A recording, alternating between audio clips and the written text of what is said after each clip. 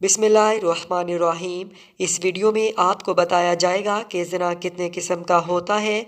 इसके हवाले से हदीस पाक में क्या बताया गया है और बाद में इस हदीस की तफसील बयान करेंगे। अपनी बीवी के अलावा किसी दूसरी औरत से हम बिस्तरी करना जिसमें मर्द का अज़्व तनासल औरत की शर्मगाह में दाखिल हो जाए ज़ना कहलाता है। हज़रत अबू हुरैरा रज़ी अल्लाह तआला अन्हु से रवायत है, रसूलुल्लाह सल्लल्लाहु अलैहि वसल्लम ने फरमाया, इंसान की तकदीर में इसका हिस्सा ज़ना का लिख दिया गया है।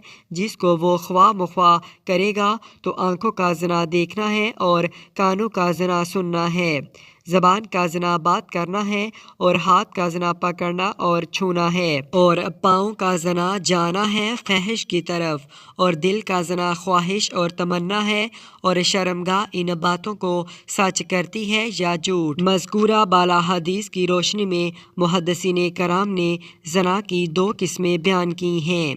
नंबर 1, फ़ाइली ज़ना से मुराद के अपनी बीवी के अलावा किसी भी दूसरी औरत से हम बिस्तरी करना ज़ना कहलाता है, वो शादीशुदा हो या फिर गैर शादीशुदा। नंबर 2, आँखों का ज़ना है। नामहरम मर्द का नामहरम औरत को शहवत की नज़र से देखना और इसी तरह नामहरम औरत का नामहरम मर्द को शहवत की नज़र से देखना आँखों का ज़ना कहलाता है। नंबर 3, कानों का ज़ना।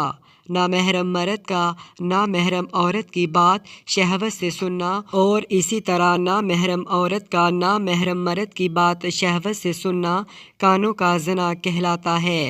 नंबर 4, ज़बान का ज़ना।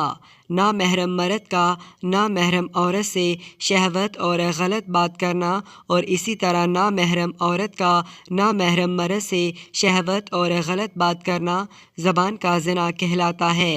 नंबर 5, हाथ और पाँव का ज़ना। नामहरम मर्द का नामहरम औरत को शहवत से छूना और इसी तरह नामहरम औरत का नामहरम मर्द को शहवत से छूना हाथ पाँव का ज़ना कहलाता है। दिलो दिमाग का ज़ना। नामहरम मर्द का दिलो दिमाग में नामहरम औरत का गलत ख्याल लाना और इसी तरह नामहरम औरत का दिलो दिमाग में नामहरम मर्द का गलत ख्याल लाना दिलो दिमाग का ज़ना कहलाता है।